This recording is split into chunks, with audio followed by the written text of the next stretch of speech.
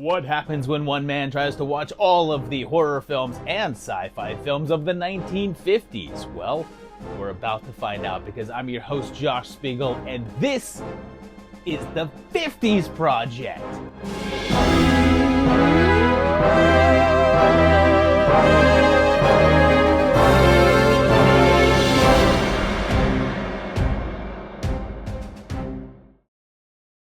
Welcome back to the 50s Project, and we are still in the earlier part of this decade when things are still a little bit softer, but it is starting to steamroll pretty heavily. We're getting into the thick of the good stuff now, and this episode covers the second half of 1953 when we're about to see a variety of alien invasions, from really big to just one guy in a gorilla suit.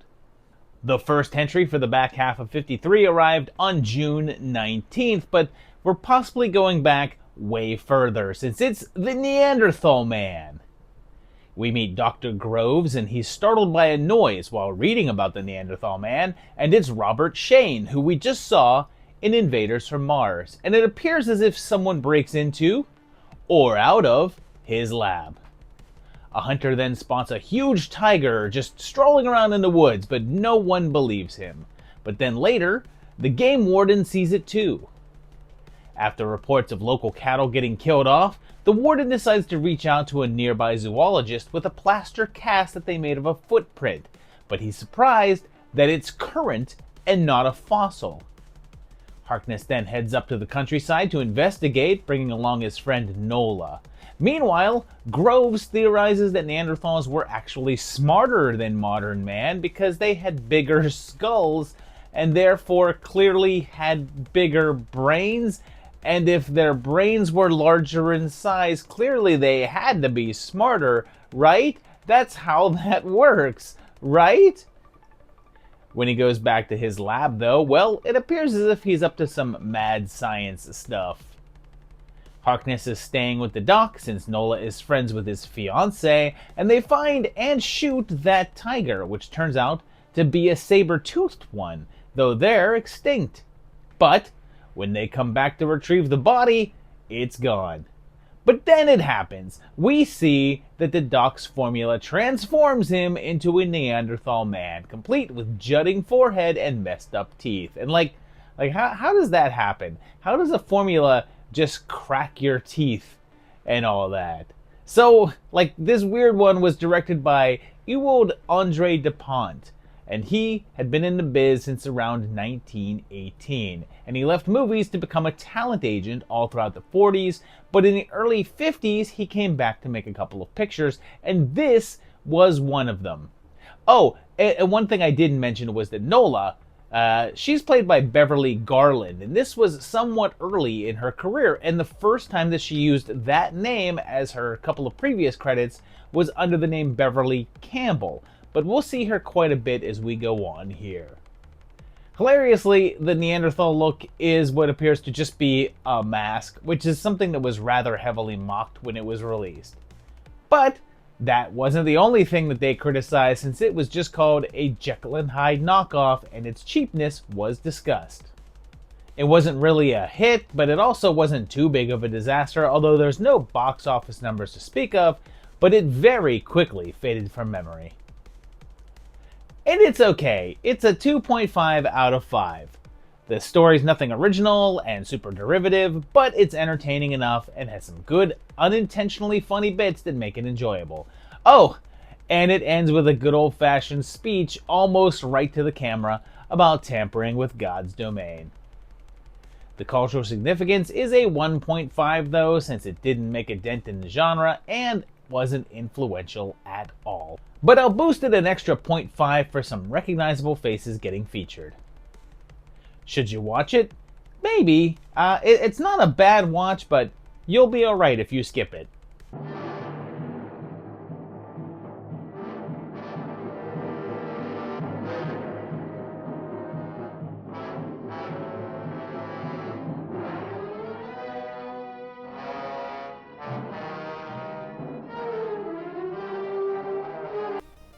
Get ready for it, because this next one is notorious, and it may have premiered on June 10th, but its regular release was on June 25th, and it's Robot Monster.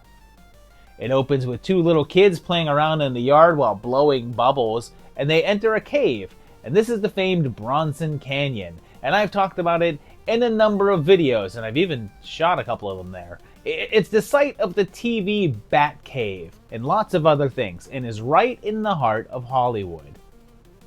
The kid's dad is there, as is his wife, their mother, and also his assistant Roy, as they're having a picnic while Pops conducts some sort of testing in the cave mouth. But then there's a storm, and little Johnny is struck down, and suddenly we have that footage of the lizards fighting from 1 million BC that's been popped into a number of flicks already in the 50s. But then Johnny wakes up, and there's some mysterious equipment there, and one of them is an insidious bubble machine. Uh-oh. He quickly hides because out of the cave emerges this thing, the robot monster, I guess, which is an ape body with a diving helmet head. It uses some sort of communicator to talk to another robot monster, the exact same ape suit, and we learned that his name is Man. Seems that Man destroyed all life on Earth while Johnny was napping. So he's a deep sleeper, and there's now only 8 human beings left on the planet. Johnny's dad has found a way to reverse the Man's signal to keep their house safe, and they mentioned that all of the armies of the Earth were powerless to stop him. And keep that in mind. And it turns out that Roy is still alive, and then they try to make a deal with the big guy, but he seems interested in only talking to Johnny's big sister, Alice. But, however will they survive against one guy in a gorilla suit with no weapons that can't really walk all that well without stumbling? And this one's kinda legendary. It was an independent film directed by Phil Tucker, who's only credited with a handful of films, but went on to do more work with editing and production management. He scraped up around $16,000 to shoot, with nearly all of it being filmed in Bronson Canyon, which honestly is not that big of an area. It was called Robot Monster because Man was supposed to be a large robot, but Tucker couldn't afford to pull that off, and his friend had a gorilla suit, so he just took that and added the space helmet to it. It was also filmed in 3D, so there's a handful of shots with things poking at the camera. It was surprisingly successful, earning $1 million and turning a huge profit, although the reviews were terrible, and it was discussed as being one of the worst films of the year. But there was trouble behind the scenes. It seems Tucker had arguments with the producer, and he blackballed him, not even allowing him to attend screenings of the film. When he couldn't get a job anywhere afterwards, Tucker attempted suicide, but was saved as he sent a suicide note to a newspaper, and they sent a reporter to follow up on it, and they found him unconscious in his hotel. Over time, the film took on a notoriety for being one of the worst movies ever made, and landed on a bunch of worst film lists. Surprisingly, no one has tried to remake it or do some sort of a sequel, but the Man has become a minor pop cultural icon, even in a joking manner.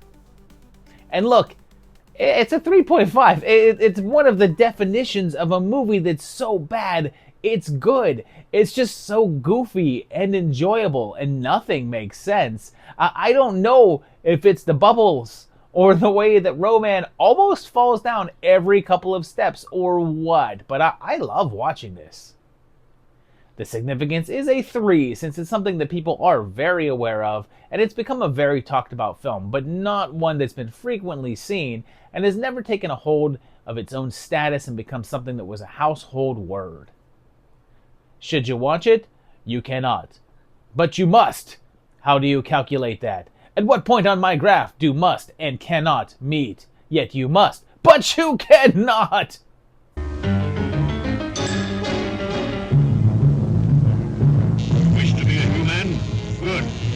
We're going to shift a little harder here into the horror elements of things, and still a touch of sci-fi though, as we go to July 26 and try to navigate The Maze. There's this big castle, and the butlers are looking for a man named Robert, and he appears to be dead in a chair. And then a woman appears, talking directly to the camera, and says her story began a year ago, and she's Edith, and it seems that she was traveling with her niece, Kitty. Kitty's fiancé is Gerald, and he's played by Richard Carlson, who we just saw in The Magnetic Monster and It Came from Outer Space. And he gets a letter informing him that he has to return to his uncle's castle as soon as possible, even though they barely know each other. He heads off, and they don't hear from him for over a week, but find out that his uncle had passed away. And then 6 weeks go by until they get a telegram, and he breaks off the engagement. Sensing something unusual, Kitty and Edith go to Craven Castle. But when they see Gerald, he's suddenly become older and a lot crankier. They soon find out that there's rules of the castle, like there's a maze outside that they're not allowed to go in, and a set of stairs that they must not go up. And then Jared keeps on trying to get them to leave, but they hang around, and Kitty gets real interested in the maze back there. But then things take a turn when they spot some sort of creature in there with them. But when they enter the maze, they uncover the secrets of what that thing is and what's happening to Gerald, but they may not survive it. This one is coming at us from Allied Artists, the company that used to be Monogram, the Poverty Row Picture Studio. The director was William Cameron Menzies, and we just saw him earlier in the year with Invaders from Mars. In a section when we talked about that movie, I discussed how it was rumored to possibly have been intended to be in 3D, although it's likely that it wasn't, but this one was. It was done in 3D, and although they don't poke things out at you, Menzies' layered style of filmmaking placed objects in front of each other to give that 3D effect. Again, there's nothing that talks about how much money it cost or made, but the reviews were all over the place, with some calling it silly and others enjoying it, but it clearly wasn't too big of a success and just didn't turn into any sort of bigger deal. And I'll give this one a 3. It is kind of silly, especially when they get to the reveal, which is so goofy that it needs to be seen to be believed. But it's also doing a good job building up that tension and atmosphere.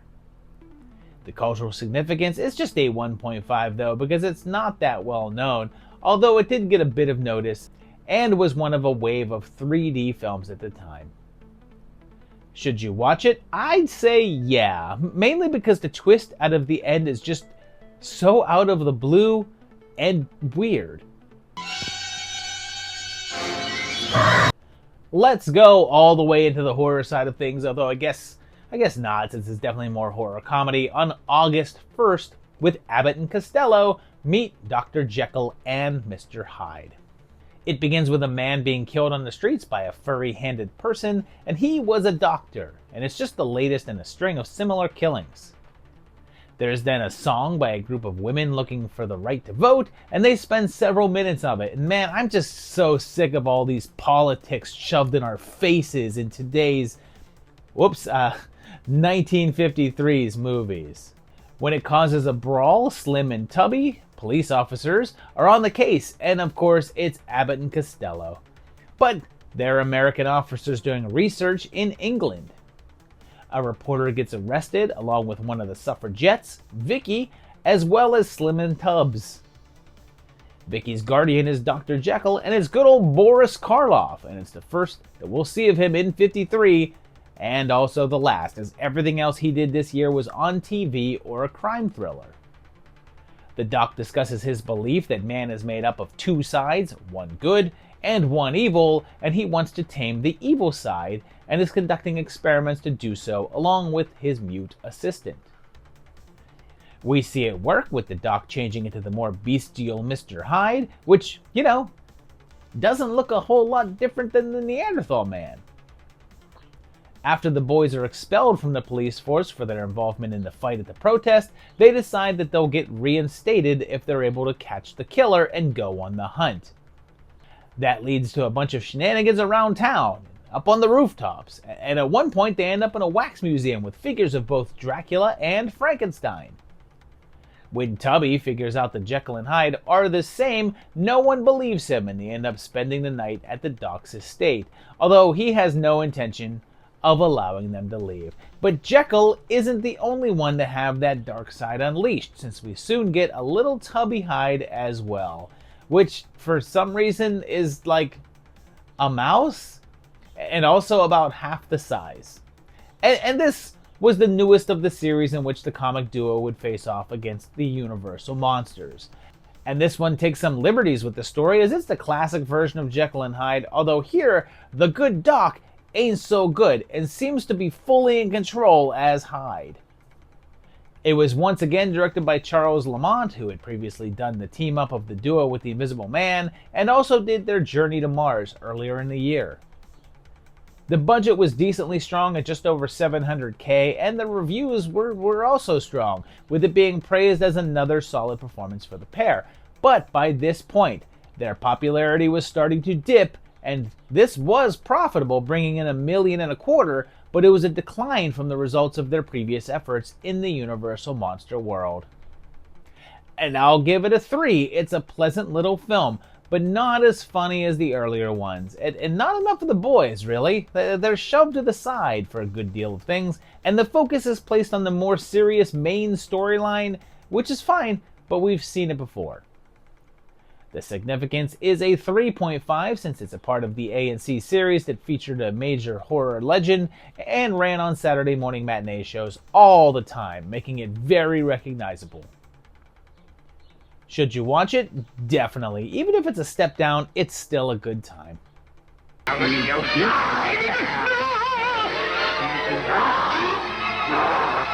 It's time for what is most likely the highest profile entry on this block, because on August 26th, less than a decade after World War II ended, we entered the War of the Worlds. It begins with a comet crossing the sky and lands in a big field. It's a big burning rock, and a crowd arrives to take a look at it, and of course, hit it with a shovel. Thankfully, a scientist has arrived to investigate, and it's Dr. Clayton Forrester? Is this the not too distant future? Next Sunday AD? He meets Sylvia at the crash site and flirts with her a bit, and then that night, the meteor actually opens up, and a little periscope thing pops out. A trio of guys witness it and approach it and are immediately blasted by some sort of ray gun. The power goes out in the town nearby and the authorities head out to the crash site to check it out, and they narrowly escape getting space rayed themselves.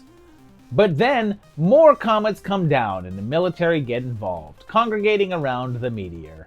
And there's reports of more objects around the world, attacking. After a bit, the meteors, now 3 of them in the area, have opened up, and these manta ray-shaped ships emerge, flying out of the crater. When a priest attempts to communicate, they blast them, and I guess that's too much for the army because they open fire.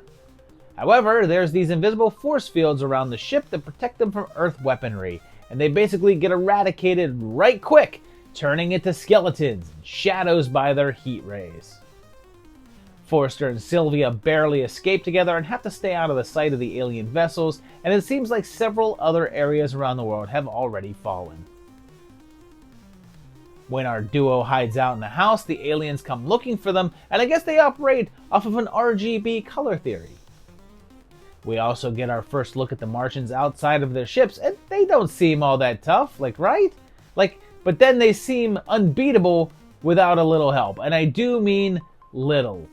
And this was a big one. It was based on a very famed novel from 1898 by the great H.G. Wells, who was name-checked heavily in the promotional aspects of the film. There had been several previous attempts to adapt the novel, going all the way back to 1925. At one point, Hitchcock was involved in talks to handle it, but nothing solidified until George Pal got involved in 1951. It was a bigger production with a budget of $2 million, shot in color, and at one point it was intended to be in 3D, although that aspect was dropped. Pal was only a producer, and it was directed by Byron Haskin, and he'd been in the industry since the late 20s, but mostly did war and action films. A rather large number of changes were made from the source material, including bringing the action to modern day and the alteration of the alien craft to flying ships as opposed to walking tripods. It was the highest grossing sci-fi film of the year and pulled in $2 million in ticket sales, but since the price tag was so high, it didn't earn a lot of overall profit. But then its influence was massive, and it became one of the most successful and noted films of the era.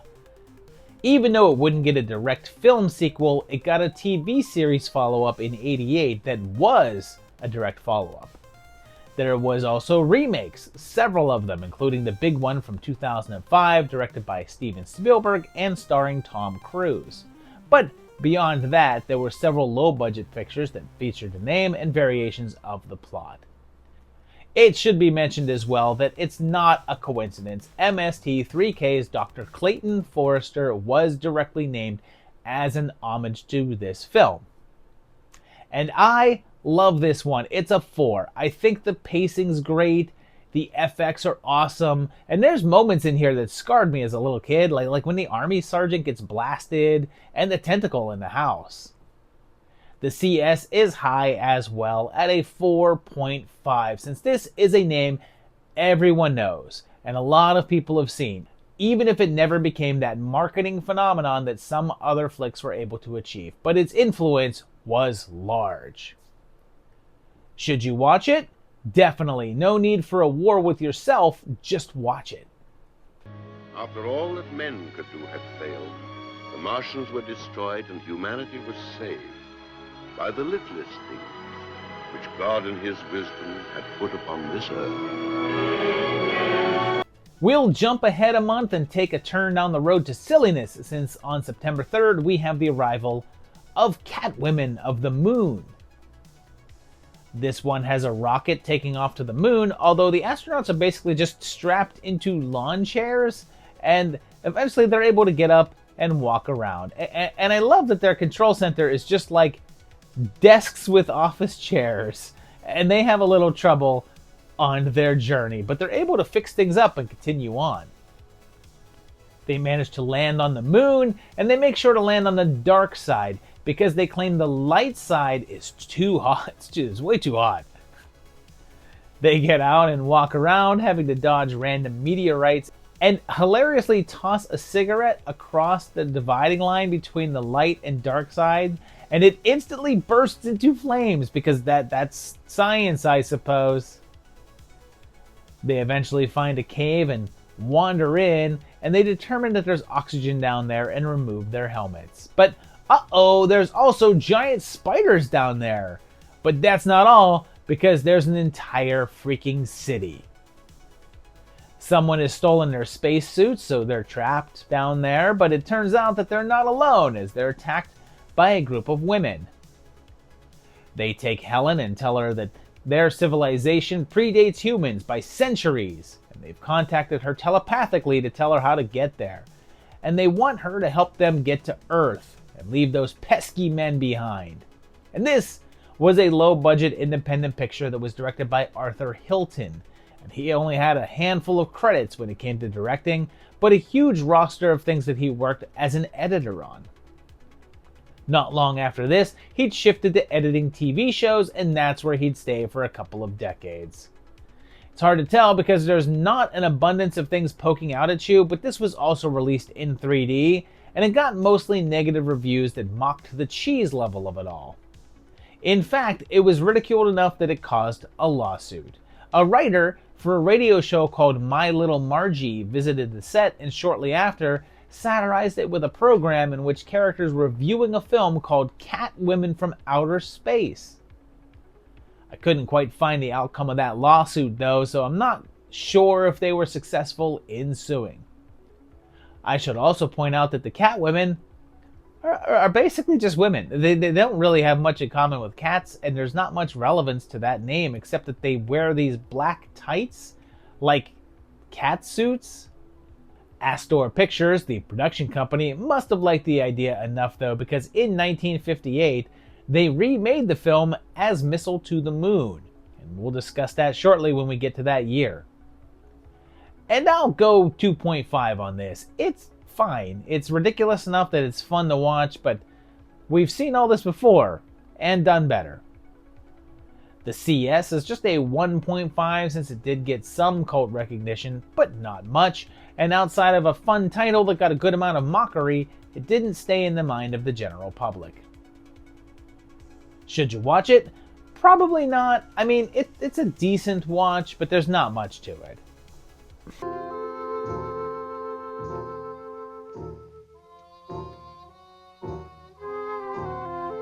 Prepare yourself for a little deja vu as we go a mere one day to September 4th, and let's check out Project Moonbase. We learned that in 1948, the US chose to build a space station for defense, and by the year 1970, it's up and in operation, and they're planning on setting up bases on the moon. They ramp things up and intend to get them going within 2 months, and assign a set of scientists on the job, but it turns out that one of them is knocked out, and they replace him with an imposter posing as him by a group that is planning on destroying the station. We also meet Major Moore, another member of the group that planned to go up there, and they talk about Colonel Bright Eyes, although she didn't get along with Moore. She also gets hassle from the general because he thinks that Moore is a better pilot, even though she outperformed him during testing. But he says she's a spoiled brat and literally threatens to spank her. And weird, I didn't hear him say he'd spank Moore when he didn't want to do what he was ordering. Weird. There's also this wacky reporter named Polly Prattles, and when she hears that she would weigh less on the moon, she desperately wants to go there because women, fellas, am I right? The day arrives and the rocket takes off, and oops, somehow the 3 is transparent. But wait a minute, when we get a look at their setup, those lawn chairs will look very familiar. They get to the station and they walk around, some on the ceiling and some on the walls, because, you know, that's how anti-gravity works, right? They opt to head to the moon, but Moore figures out that Werner is an imposter, partially because he doesn't seem to know much about his expertise, but what really tips him off is that he says he's not into the Dodgers, even though he's from Brooklyn, because the Dodgers used to be a Brooklyn team, and if you don't like the sports team from your hometown, there's just no other answer. You have to be some sort of spy. They're forced to emergency land on the moon, but they're too low on fuel to get back, so they need to work together to get home. And this was also an independent picture, but this was from Lippert, who we've discussed in the previous episodes. But they reused some of the sets and the costumes that were featured in Catwoman of the Moon. It was directed by Richard Talmadge, and he was mostly a stuntman, but also did some directing work, mostly westerns. But he did also do some uncredited work on the original Casino Royale. It's a weird film because it was discussed at the time at how progressive it was, since it showed a high-ranking female officer, something that wasn't a common thing, and it's also said that the president of the US is also a woman. However, this movie also seems to hate women quite a bit, and a good deal of current time discussion is about just how much disdain it seems to have for its female characters. It did get featured on an episode of MST3K pretty early on in its run. And it's a 2 because holy cow is this one boring. Like there's a couple of things that are worth an unintentional chuckle, but honestly, not much happens at all. And this movie is only an hour and 3 minutes long, but it feels like so many more. The significance is a 1 since it didn't get much discussion and not much in the way of aftermarket showings, and if it weren't for that Rift version, it would probably be completely forgotten. Should you watch it, you can likely pass. If you could, Could what, Bill?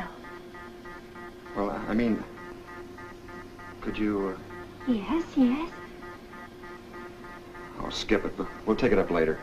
The year is winding down now, and this next entry arrived on September 30th, and we're going to take a dive into Donovan's Brain. We have this doctor named Patrick, and he's with his wife Janice, and she's some kind of goat.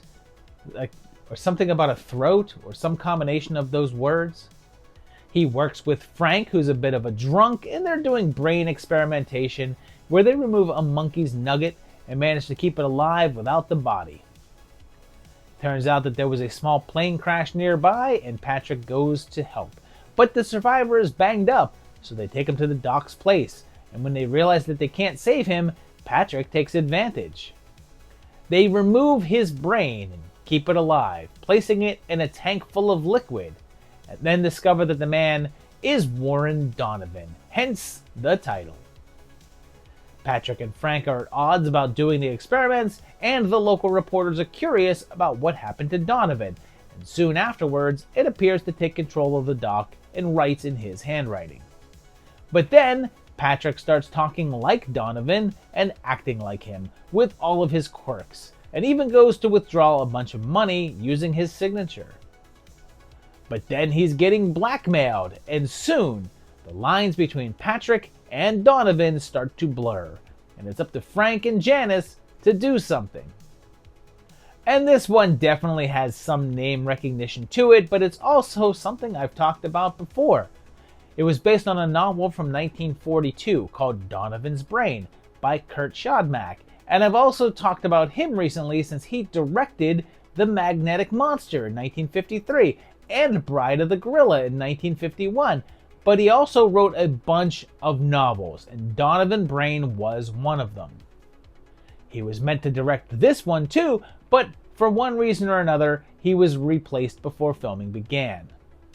Instead, the director was Felix E. Feist, and he's another one that had been directing since the early 30s, but just never really dipped into genre films too much, and after this, he primarily worked in TV. But this isn't even the first adaptation of the novel that we've seen. Back in the 40s project, in 1944, I covered a film called The Lady and the Monster. And it was also a version of the book, and the first act of the film is nearly identical. It appears to have been successful, but there's no documentation of its box office, and it would become the most famous of the novel's incarnations, considering there'll be at least one other version of it in the future. And this one's a 3. It's doing some good stuff, but the middle portion is just so damn repetitive, and I wish that it would just move a little quicker. The cultural significance is a 2.5 since it's a well-known title and has gotten a solid amount of recognition, but it's not become an all-time classic and isn't one that I think a large amount of people have seen. I gave it some extra oomph for being a sci-fi horror flick that has Nancy freaking Reagan in it though.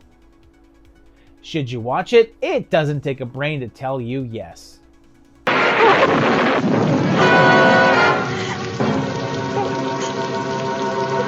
This year ends on an obscure note as we close out 1953 on December 11th and check out the darkly titled Violated.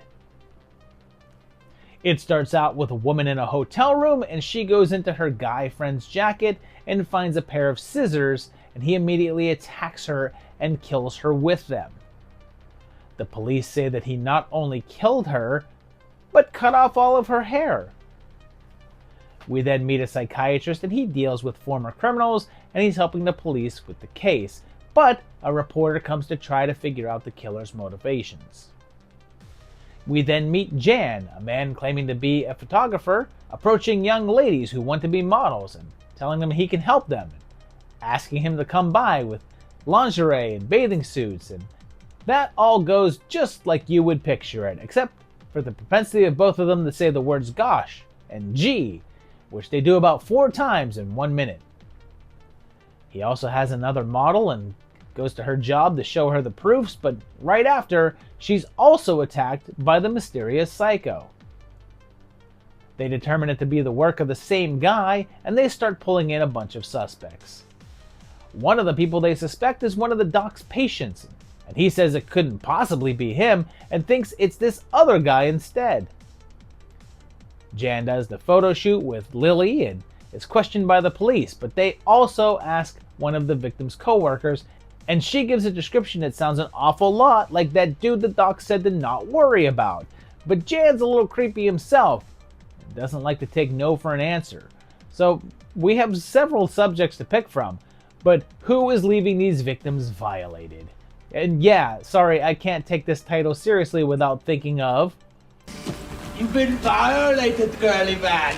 And this one is a super low budget number and was directed by Walter Strait and was the only feature film he would do, although he also shot a short film.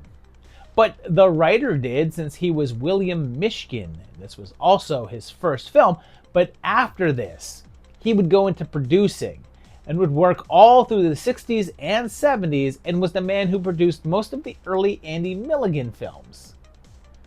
This one was shot on 16mm film stock in order to keep the budget down, as opposed to 35mm, and had some trouble with the censor boards, but not for what you'd expect. In order to approve the film, they required the elimination of the burlesque dancing scenes, as they were truly too shocking for viewers. And this is a 3, since it is interesting because it's just so cheaply made that it feels dirty and seedy and gross, which works in the movie's favor. It's not a great movie, but it just felt like this weird time capsule, and I found myself drawn into it. The significance is just a 1 though, since it's not known at all and made no impact, and Mishkin is the only real name attached to it, and he's not really that much of a name. Should you watch it? I'd say yeah, let yourself be violated by this film. Gee, that sounds interesting. Gee, I hope I get a break real soon. Gee, this is a break. Gosh, it was wonderful meeting you like this. So there you have it, the second half of 1953, and yeah, some pretty solid movies in this flick. A couple of clunkers, but for the most part, a pretty enjoyable block. My favorite in here was clearly War of the Worlds. Definitely a great movie, one I enjoy very much and one you should check out. But let me know which of these was your favorite down below. Maybe you love Robot Monster enough to have it edge things out a little bit. Maybe it's Violated. Maybe that's your favorite. Tell me that down below in the comments. Which of these have you seen? Which of these would you now like to see? I want to hear that down below in the comments. If you enjoyed the video, hit that like button. If you like the channel, subscribe to it and hit the bell to get notified about when more videos come out. And check out my Patreon page at patreon.com/movietimelines, where you can help support this channel and keep us going. And yeah, we're going to move on to the next year now, because this is when things start to get a little bit heavier, and these years are going to start taking a few more episodes, because we're really cooking now right here on the 50s Project.